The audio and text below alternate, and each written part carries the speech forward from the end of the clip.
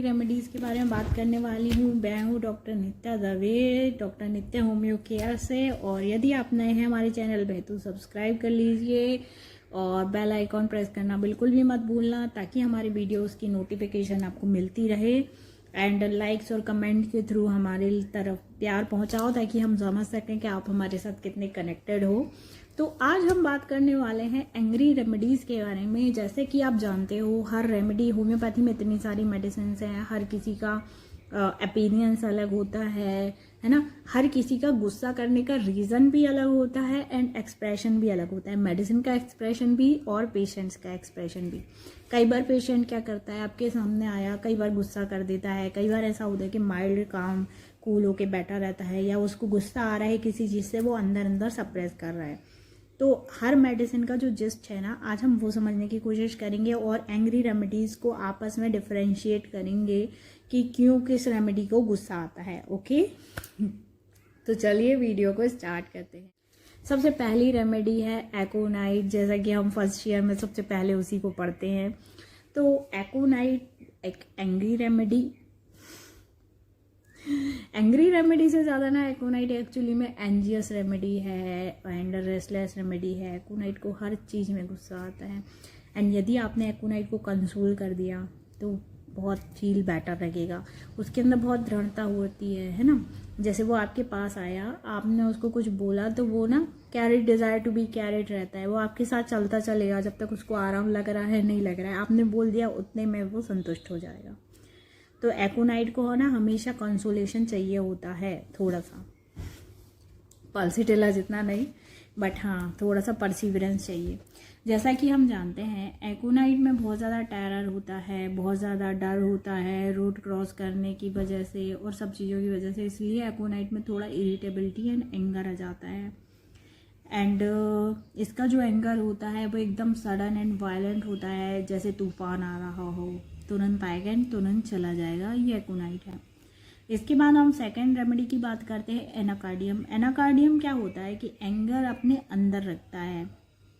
Anacardium के साथ problem क्या होता है कि यहाँ पर डुअल विल्स होती है उसकी। एक विल कुछ बोलती है, एक इच्छा, एंड दिमाग में दूसरा कुछ और बोलने लगता है। तो इसके अंदर बहुत ज़्यादा एंगर होता है। ये बहुत ज़्यादा सेल्फ कॉन्फिडेंट नहीं हो पाते हैं क्योंकि इनका कुछ फिक्स आइडिया नहीं है। इसके अलावा यहाँ पर बहुत ज़्यादा मैलिशियसनेस होती है ना। Another key note of anacardium is being hard to people और हार्ड टू एनिमल्स, क्रूएलिटी और even maliciousness, having pleasure in the pain. इन लोगों को किसी को दुख देने में बहुत अच्छा फील होता है, इतना ज़्यादा मैलिशियस होता है एनाकार्डियम। ठीक है, अब हम नेक्स्ट बात करते हैं आर्सेनिक की। जैसे कि आर्सेनिक जानते हैं, यहाँ पे बहुत ज़्यादा here too much anxiety and most important symptom इसका एंजाइटी ही हम पढ़ते आए हैं। ठीक है, बट एंजाइटी जहाँ पर है वहाँ पर इरिटेबिलिटी एंड चिड़चिड़ाहट भी आ जाता है। Arsenic is perfectly control his anger, keeping everything inside out of fear of others. ये ना अपने एंगर को भी कई बार सप्रेस करके रखता है आर्सेनिक, और उन लोगों को तो नहीं बताएगा जिन लोगों से उसको काम है। मनी माइंडेड व्यक्ति है क्योंकि, तो वो सोचता है कि वो मतलब हर चीज़ में अपना पैसा बनाना ही सोचता है। रिलेशंस को भी उसी तरीके से लेता है आर्सेनिक। इसके अलावा he always keep thing behind hand. वो अपने पास रखेगा और छुपा के रखेगा और अपने हाथ में रखना चाहेगा। बाइटिंग टम्बलर भी होता है आर्सेनिक। आर्सेनिक को कोई प्रॉब्लम हो रहा होगा ना, गुस्सा कर करके चिड़चिड़ कर करके करवाएगा। ठीक है, इसके अलावा when he trust someone he will be important person. अच्छा, आर्सेनिक हर किसी पे भरोसा नहीं करेगा, बट जब वो किसी पे भरोसा करेगा तो उसको उसकी पूरी बातें मानेगा। अब हम बात करते हैं ओरम की। ओरम के अंदर ना ये फर्स्ट रेमेडी है जो डिस्ट्रक्टिव एंगर आता है जिसके अंदर। ठीक है, तो ओरम ना साइकोसिफिलिटिक रेमेडी है, जैसा कि अपन सब जानते हैं। तो इसमें पहले क्या होता है, ओरम का बंदा जो होता है बहुत ज़्यादा ड्यूटी कॉन्शियस होता है। वो अपने आप को एक क्राइटेरियाज में, अपने आप को एक बंधनों में रखता है, मतलब खुद को भी परमिट नहीं करता है वो अम्यूज़मेंट के लिए कि भाई आप खुशी से जियो। उसके हिसाब से ओरम पर्सनैलिटी को इतना गुस्सा आता है कि वो मतलब फट जाता है गुस्से में, लात मार देगा, किक कर देगा, चिल्ला देगा, डिस्ट्रक्टिव चीज़ें तोड़ने फोड़ने लगेगा। तो औरम को इतना ज़्यादा गुस्सा आता है, ठीक है। और औरम हमेशा खुद को एक लिमिटेशन में रखता है, अपने एक दायरों में बना के रखता है। क्या होता है कि ये बहुत ज़्यादा ड्यूटी कॉन्शियस है, तो ये एक्सपेक्ट करता है दूसरों से भी, दूसरों के लिए बहुत करता है। और जब दूसरे इसके लिए नहीं करते हैं ना, तो फिर इसकी प्रॉब्लम चालू होता है और इसको एंगर आना एकदम चालू होता है। जैसे पानी उबलता है ना, ऐसे इसके अंदर धीरे धीरे गुस्सा उबलता है एंड फिर एक दिन ये बस्ट हो जाता है और इसको सेपरेटिंग एंगर आता है।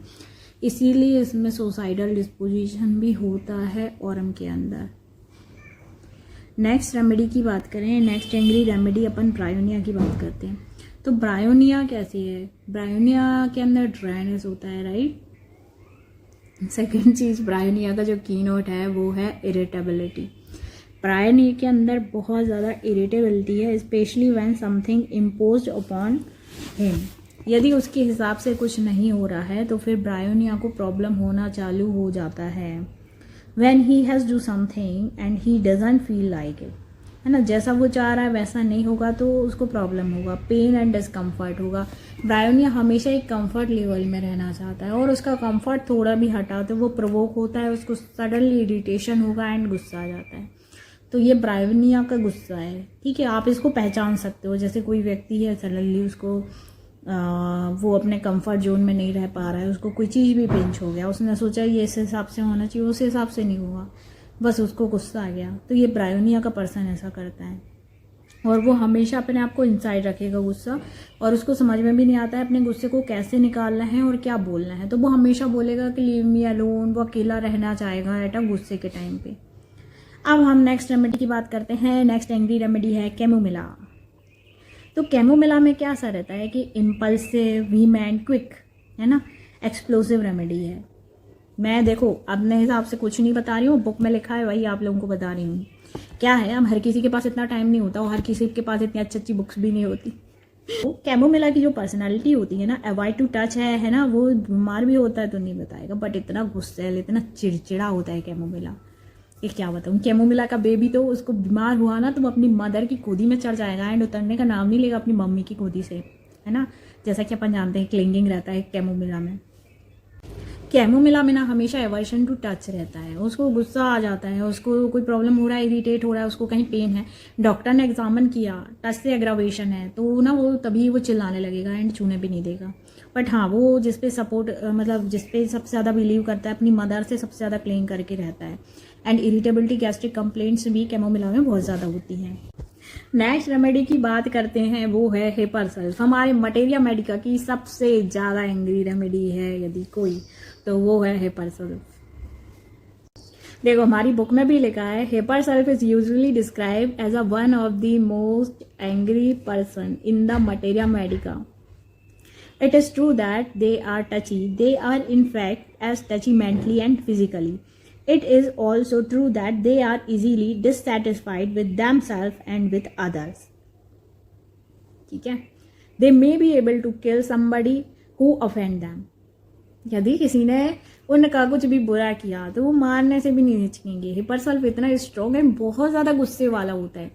अपन देखो फिजिकली बताते हैं, है ना, अपन हिपर कब देते हैं जब मोस्टली अपन को लगता है पस फॉर्मेशन है ना, यदि कुछ ऐसा इरप्शंस हो गया है उस सब में देते हैं ना, हर्पीज वगैरह में हम कई बार हिपर देते हैं।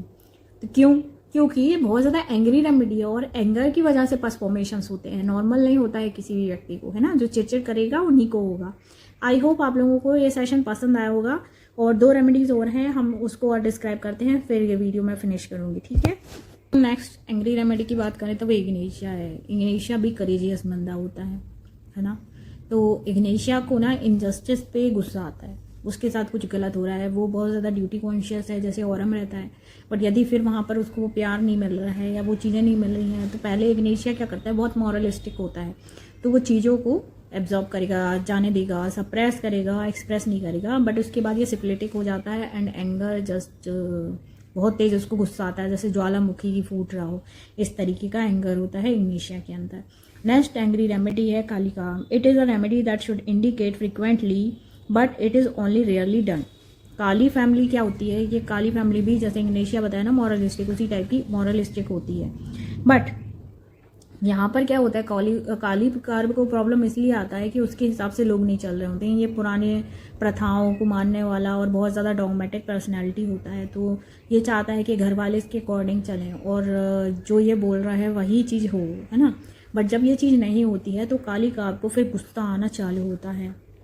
नेक्स्ट रेमेडी की बात करें हम, काली सल्फर में क्या होता है कि यहाँ पर सुपरेशन आपको देखने मिलेगा, बट पर्सनालिटी काली कार्ब की जैसी काली फैमिली की होगी, यानी डॉगमेटिक पर्सनालिटी देखने को मिलेगी, तो वो काली सल्फर अपन उसको देते हैं उस समय में। अच्छा, अब हम डिफरेंशिएशन देख लेते हैं ऑरम, काली कार्ब और लाइकोपोडियम में। तो ऑरम में क्या है कि he is withdraw to himself, है ना, वो अपनी चीज़ों को विदड्रॉ कर देता है, अपने इमोशंस को नहीं मानता है, जिसके कारण उसको प्रॉब्लम होता है, उसका आर्ग्यूमेंट करता है इन सब चीज़ों की वजह से। काली कार्ब क्या करता है, काली कार्ब बहुत ज़्यादा टची होता है, अफ्रेड टू बी अलोन, वो अकेले नहीं रहना चाहता है, इस वजह से वो चाहता है कि उसके लव्ड वन, उसके जो भी लोग हैं वो सब उसके हिसाब से काम करें। एंड लाइकोपोडियम क्या होता है, लाइकोपोडियम कॉवर्डाइल होता है, इसकी वेल वीक होती है लाइकोपोडियम की, ठीक है। नेक्स्ट जंगली रेमेडी है नेट्रम्यू। नेट्रम्यू जैसा कि हम सब जानते हैं अपने गुस्से को भी दबा के रखता है, सप्रेस्ड एंगर है, बहुत सारा एंगर है इसके अंदर, सप्रेस्ड एंगर है, सोच समझ के बात करेगा, बेधड़क नहीं रहता है, एकदम से बोल दे ऐसा नहीं रहता है, डॉक्टर को भी वही बताएगा जितना बताना चाहिए, बाकी चीज़ें सप्रेस कर लेता है नेट्रम्यू। नक्स वोमिका एक और एंग्री रेमेडी, बट हम नक्स वोमिका को ऐसे समझ सकते हैं इसका एंगर कि नक्स में जो गुस्सा आता है, चिड़चिड़ाहट होती है, वो उसके काम को लेके होती है। ये भी बिजनेस माइंडेड है, सेम एज आर्सेनिक और ब्रायोनिया, बट इनके बीच में थोड़ा डिफरेंस होता है। जैसे आर्सेनिक मनी माइंडेड होता है, बट ये बाइटिंग टम्बलर है ना। आर्सेनिक को ना लूज मोशंस होने लगेंगे, एंटीसिपेटरी एंजाइटी होती है आर्सेनिक को, और नक्स वोमिका को एंटीसिपेटरी एंजाइटी नहीं होती है वर्क को लेके। ये लोग फास्टिडियस हैं, बट इनके अंदर डिफरेंस होता है। एंड ब्रायोनिया के अंदर ड्राइनेस देखने को मिलती है अपन को, नक्स में ड्राइनेस नहीं मिलेगा। एंड आर्सेनिक में थोड़ा ड्राइनेस होता है, थ्रस्टी भी होता है आर्सेनिक बहुत ज़्यादा, है ना। तो ये इसके बीच में बेसिक डिफरेंशिएशन है। आई होप आपको सभी एंग्री रेमेडीज अच्छे से समझ में आई होंगी। लास्ट रेमेडी की बात करते हैं हम, स्टेफी सैग्रिया। तो स्टेफी सैग्रिया मोस्टली सिप्लेटिक रेमेडी है, इसका एंगर डिस्ट्रक्टिव होता है, क्योंकि फैमिली में ये सबके लिए सब कुछ कर रहा है, बट इसका कोई इज्जत नहीं होता है ना, तो ये एम्बिशियस होता है, तो ये ट्राई करता है समाज में अपना वैल्यू बनाने का। तो स्टेफी सैग्रिया हमेशा कुछ ना कुछ ऐसा करेगा कि इसका एक वैल्यू बने एंड इसकी कोई ना कोई आइडेंटिटी हो।